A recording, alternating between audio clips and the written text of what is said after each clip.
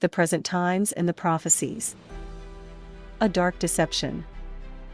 Some people have recently been fooled by the falling of political divisions and apparent changes in the forms of government around the world, thinking that it is leading us to a new age of peace and oneness. But take care, for this is but a grand illusion, perpetrated by the dark ones, and the outward appearances of the beginning of what is really the final attempt to take over the world by the forces of darkness. The new age of peace and oneness cannot be achieved by governments. And while this age of enlightenment is close, it is not here yet, so beware of false, negative new age is at your door. Prophecies from many diverse cultures all over the world concur that we will first need to deal with the darkness coming to full power, the Antichrist, so to speak, and a powerful system of anti-light, before there is an age of peace, harmony, and Christ consciousness. The prophecies of the children predict this also, but go a step further by stating that it is upon us now, and starting to snowball. This you are seeing the beginnings of, and you shall see its full face in the very near future. We are about to see tyranny, oppression, and control/enslavement on a scale that is unprecedented. A helping hand will be offered to a collapsing world, an economically desperate world, a crime-ridden world, a hand that will welcome you and take care of you, and make you a servant for the dark side, if you grasp it. In recent years, Tibet has been systematically raped. Thousands upon thousands of Buddhist monasteries have been deliberately destroyed. Loving beings of the light have been tortured and killed. The destruction of the Tibetan culture and people is well underway. The world has not acted to stop these obvious horrors. It's not even covered by the media. Why? The continuing decay of the Earth's eco/biological system brings global catastrophe rapidly closer in a myriad of ways, yet the world governments don't put an immediate halt to the many known causes of this encroaching global disaster. Hate crimes and strange crimes by children are on the rise throughout the world. Obviously something is very wrong, and the variety of popular ideas and approaches to dealing with it just make for a great show, while things continue to get worse. There are no solutions other than spiritual. Most people believe that there actually are various political sides with totally different approaches, opposing each other.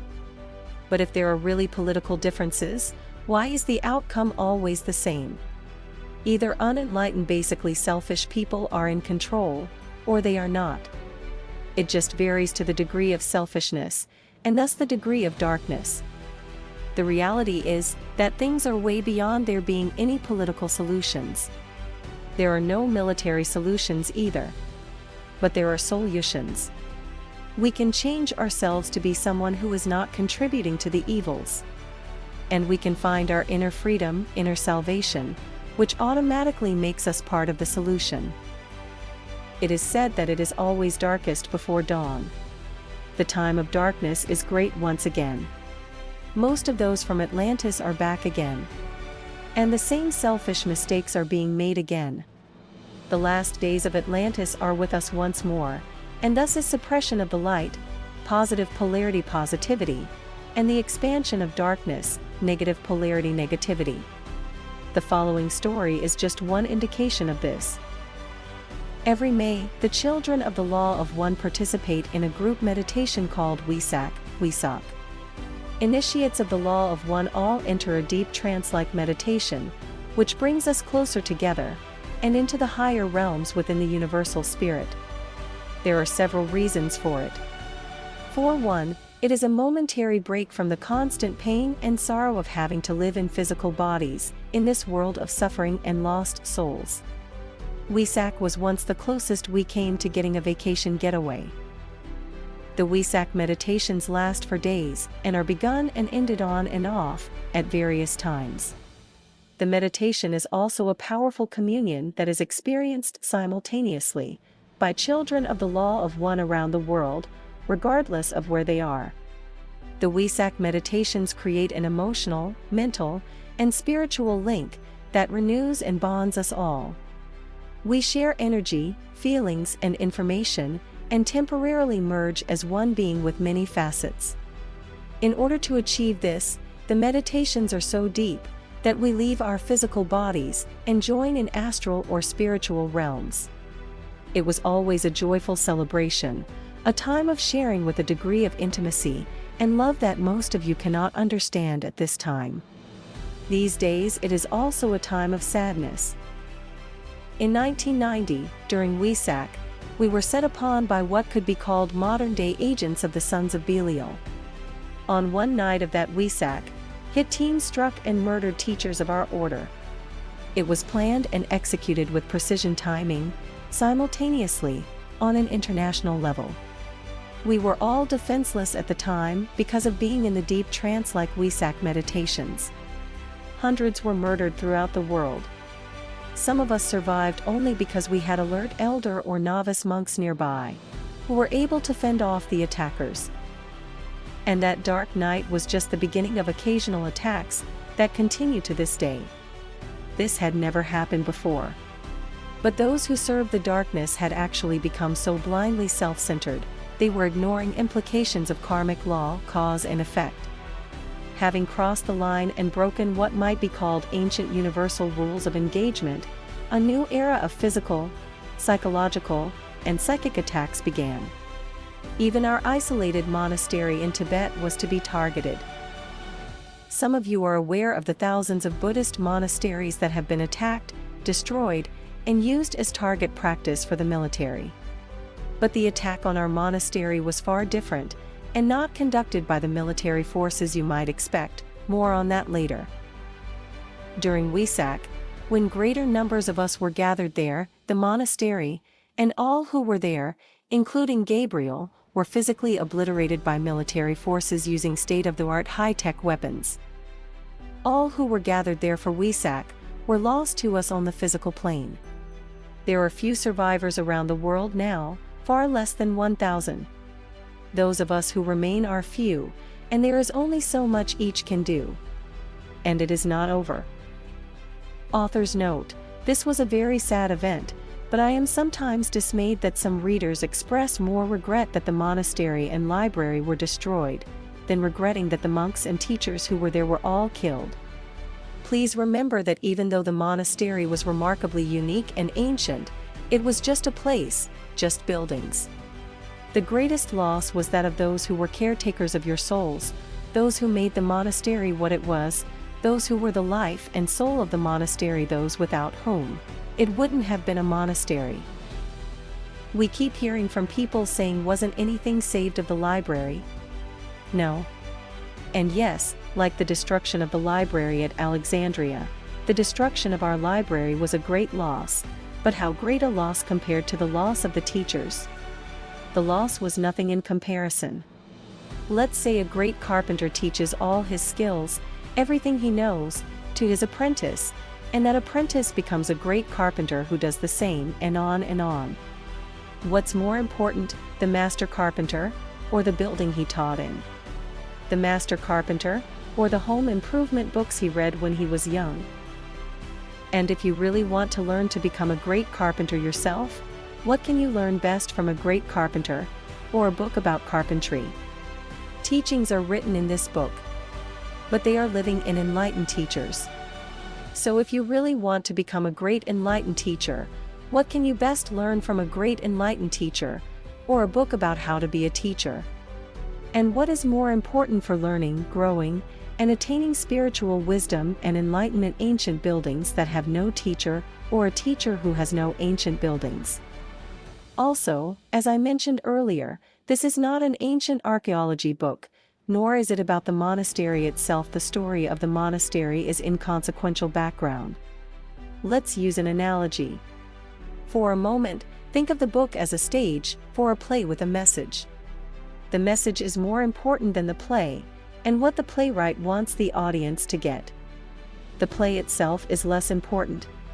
The stage and sets for various scenes are even less important. In fact, they're completely unimportant to the message. And the monastery is merely one of the sets. One set may be destroyed, but the play goes on delivering its message. We have already expressed that it doesn't matter to us whether or not anyone believes anything that happens to be in the book Ancient History, Atlantis, Hall of Records, whatever, let alone the stage or sets involved. Once again, the book's sole purpose is to present teachings about the spiritual realities of life, and how you can personally change, get back to oneness with God, and have a positive effect on others and the world. Either those teachings make logical and intuitive sense, and are considered valuable/important or not. Next, some readers have asked how the monastery remained undiscovered, even by Tibetans. Here are the reasons. First, to the Tibetans, the area was considered forbidden. They would not go there, and they wouldn't help anyone else who tried to go there. In fact, they would do what they could to prevent it. Also, until the advent of the Chinese invasion, Tibet was closed to outsiders. Next, for explorers other than Tibetans, it was very difficult to get to, and protected. It is documented that a few explorers tried to reach the area via alternate routes in the last century, but stopped and turned back just before getting there.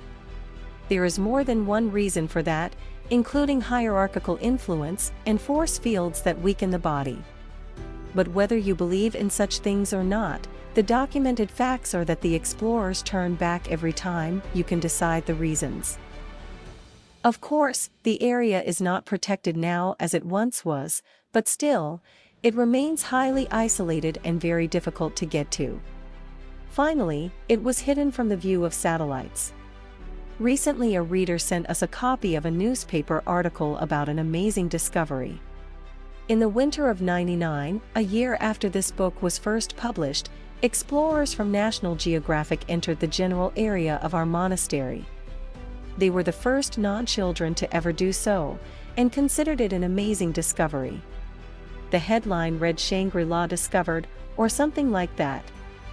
Amongst other things, it described a lush subtropical valley amidst the Himalayas, so hidden by natural phenomenon that it never even showed up on spy satellite photos. See our website for details. They were also astounded by the flora and fauna. A paradise of trees, ferns and legendary animals, all hidden away from civilization, and according to them, any previous human contact. You'd expect such a discovery would be getting pretty decent media coverage, wouldn't you? But what should have been the discovery of the century, or at least the decade, was barely getting any attention at all. In fact, the article was very difficult to find, and National Geographic didn't respond to our repeated inquiries. We thought it would be nice to have some pictures. Then recently, the National Geographic Explorers TV show aired a story about that expedition, but the story was cut off, so to speak, leaving it with the expedition only discovering the waterfalls nearby. Nothing was said about the big discovery of the lush subtropical valley. Why? I can only guess. Perhaps something was found that doesn't fit, and would shake up the status quo. Or something even more serious? Or maybe they just thought the discovery would only bore those who watch the Discovery Channel and PBS? One reader also asked for the precise coordinates, so maybe scientific research teams could be sent in to make an amazing discovery public, and perhaps get some benefit from it. Before I get into that, let me just mention that we prefer it not be made public, because there are still monks in the area who would suffer severe adverse consequences as a result. But even putting that aside, such a scientific revelation would never happen. To start with, consider this one example. It's really one out of hundreds of examples of the suppression of archaeological finds that don't fit the status quo. Edgar Cayce gave the specific location of the legendary Hall of Records in Egypt. Egypt is a free and far more easily accessible country compared to Tibet, both politically and geographically. Cayce literally pinpoints where the record chamber is located between the Great Pyramid and the Sphinx, which are right outside a major city. He even gave specific directions on accessing the passage leading to the records, through one of the paws of the Sphinx. Even with all those specifics available to allow Cayce's story to be proven or disproven, what difference has it made? What scientific research teams have been able to discover, or prove, or disprove for that matter, its existence, and with what result? Does the government of Egypt, let alone China, give permission for anyone to do whatever they want to try and find it? No. And as for it being discovered, which it has been secretly, there's virtually no chance that the truth would ever make it to the public. In fact, I know a film producer, Star Wars, etc., who was in Egypt making a documentary about the mysteries of the Sphinx for a major television network. During the filming, they conducted above-ground scanning for hidden chambers, and found an underground chamber exactly where Casey said the Hall of Records was located. This man tried everything possible to have legitimate archaeological excavation of the chamber started, and made public. He concluded that getting them to give such permission was harder than getting the U.S. Treasury to let you have the keys to Fort Knox. Scientists run into the same wall, evidence or not. So even knowing the precise coordinates of any special archaeological find or ruins does not make for a publicly revealed discovery. However, it can make serious problems for those involved, or in the area like our monks. I don't believe that satisfying someone's curiosity, scientific or otherwise, is worth that in any case, but especially when it wouldn't do any good anyway. The archaeological community doesn't want any info out that rocks the boat, and our monastery falls into that category. They won't spread the news of such a discovery amongst the scientific community, and the media won't cover it either. But even more of an issue with our old monastery is that certain governmental forces don't want any evidence coming out regarding whose military forces were involved in destroying it. I can't say who because of the further problems it would cause, but I will tell you it wasn't Chinese. Again, the media wouldn't touch the story even if someone brought them absolute proof of the ancient buildings, and or evidence of who/how/why regarding the destruction. Another very important point I would like to make here. This book is in lieu of our making information available to the public from a secret record chamber buried in Egypt near the Sphinx. These are mentioned in the Casey readings, and called the Hall of Records, so I will refer to them by that name. Many people have misinterpreted the Casey readings to mean that the Hall of Records will be opened and revealed for the public. But close scrutiny and applied understanding will show that they can only be opened by an initiate of the Law of One, and were put there by us, for our own use at a later time in the future. If they were ever opened by us, we were then to decide what would be revealed to the public. Here's the scoop: at the time they were placed there, we didn't know exactly how various free will choices would affect or change the future, within certain bounds. We weren't sure to what extent, if any, those records could be excavated and or made public. Nor were we sure to what extent the lineage of our order would be preserved. But now the future is upon us, we are finally in the present times. And as we reach the period in which the discovery of the Hall of Records, and more importantly, its contents and message, could have been made public, we are faced with the reality of our times. Mainstream public revelation of such a discovery is very, very, very unlikely. It would discredit careers and upset the theories/beliefs of many people and organizations all over the world. On the other hand, public revelation of the message of the records via this book is a minor threat in comparison, because many people won't buy the book in the first place, and many won't take it seriously even if they do. It would have been great to stun the world's citizenship with an archaeological find that presented the history, spiritual message and teachings that are here in this book. Many more people would have heard about it, and the general public would have had to take it seriously. But that isn't going to happen because of the way things are in the world. The powers that be are not going to announce the discovery of archaeological proof of alternative theories of creation, prophecy, and teachings like those contained in this book, or the Hall of Records, because it would radically change the status quo, our lives, and theirs. Yes, there is a slim chance this may still somehow slip out, but 1998 was the time for the revelation. That's why this book was released during '98. Other than you directly accessing the records psychically, this book is it. It reveals the essential contents and message of the Hall of Records in a condensed form. It basically covers the Hall of Records essentials: prehistory of our species, the changes that have occurred and are yet to be upon us, the nature of God and the universe, our place in it all, and how to get free again, back to our spiritual, angelic state, and back to living in harmony and oneness with the universal spirit. That last part is the most important. In fact, those keys to your spiritual nature and how to reclaim it are the reason for our existence as a spiritual order, and for this book. The records were not placed there to be discovered in the future as fascinating curiosities, nor archaeological artifacts, nor proof of Atlantis, or a library or a monastery. So here is your alarm clock going off. Your reminder about your true spiritual heritage, how to regain it, and that at this time in history, the time of great changes is beginning. This book is fulfilling that purpose and destiny. Those of you who truly have eyes to see and ears to hear will recognize that and get what you need from it. Now, because of the assassinations of our teachers and destruction of the primary monastery, there is an overburdening problem with our ability to help all of those who need help to free themselves from their separate selves and return to oneness with God. There is a great need for a new wave of others to attain universal consciousness, so they can join us in helping their brothers and sisters. This is one of the reasons for this book. Much of what I am writing here would never have been made public before, but because of the teacher shortage and the times of change that are upon the world, these writings are being released now.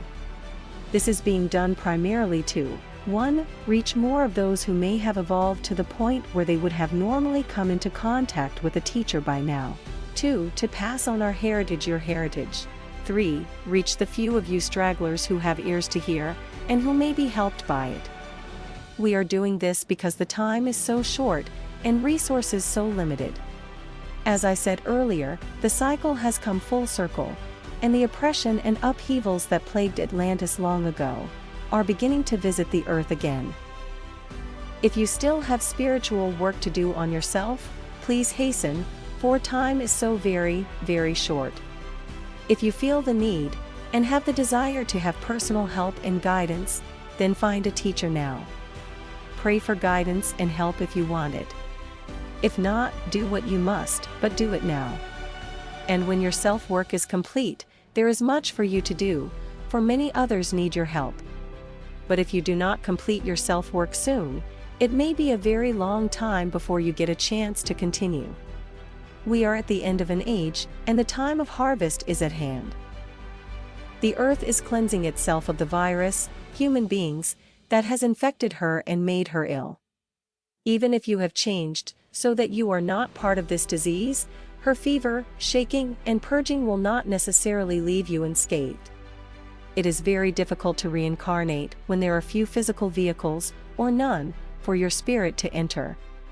Even in the advent of a new age of enlightened humans, you will be waiting in a long line. And if you don't become transcendent of your separate self before the coming tribulations are over, and you have not met the obligations of your karma before you leave your present body, you will be waiting in an undesirable, unpleasant state of existence for a very, very long time before your opportunities again exist. But if you live with, as the Buddhists say, right mindfulness, you can achieve total freedom and paradise. It's all up to you. Ask yourself the following question, and really give it some thought. What kind of world would you like? What kind of world do you want to live in? Would you like to live in a world full of kind, caring people of peace, harmony, and creativity? You can.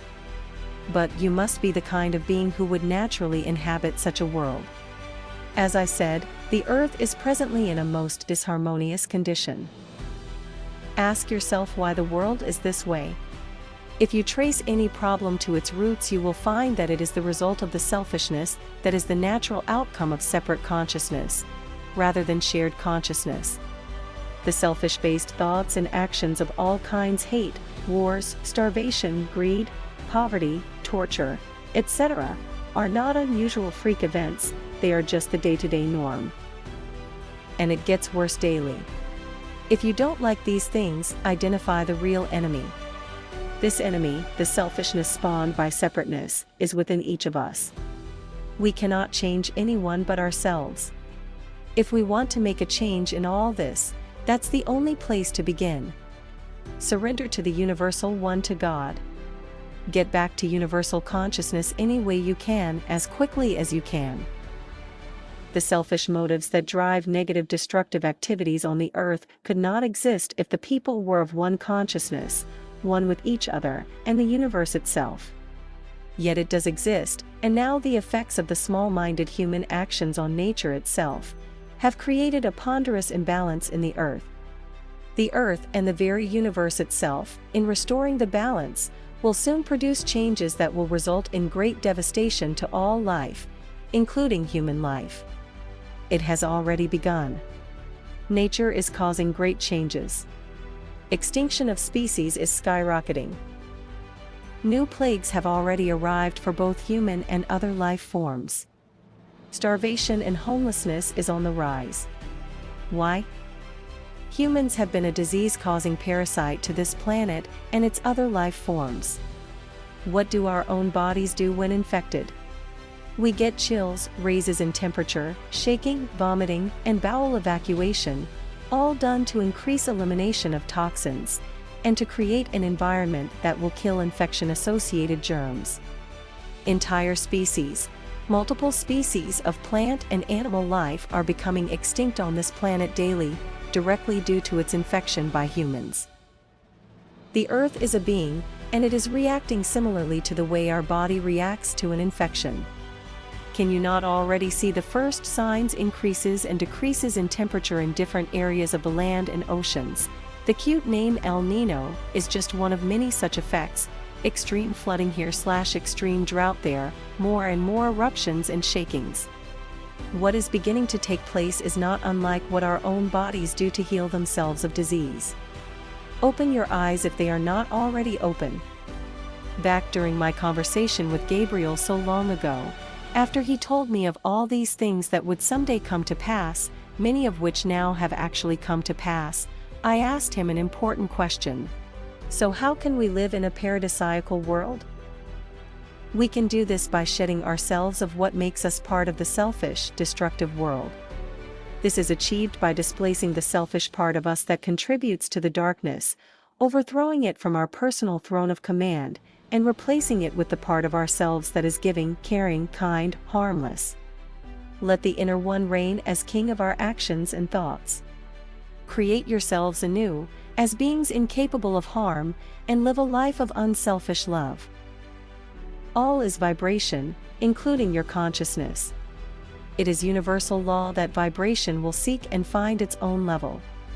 Remember our conversation about how oil and vinegar are of different molecular vibrations, different natures. As oil will always go to oil, vinegar will always go to vinegar, even if they are broken up and mixed for a time, so too, whatever your vibration of consciousness is, you will end up in that vibratory plane of existence. You will end up where you belong, with who you belong with. Only by virtue of what you are, what you make yourself to be will determine your destination. Where your heart is, so shall you be also. Build your nest where you want to live. If you live a life of unselfish love, how can it be any other way but for you to join the others who have already done this, and live with them in a world of love and light? If you live a selfish life, who will have you amongst them? Only those of your like kind. In order to travel, to go anywhere, one must let go of where they are, and where they have been, or they cannot go anywhere. To continue going on requires continually letting go of where you are. Going onward in consciousness into love and light requires letting go of the negative self of selfishness. Yes, the death and rebirth of the negative separate self may be painful. Oftentimes growth is accompanied by pain. But this is everyone's price for a ticket to paradise. It was more than worth it to me. Is it worth it to you?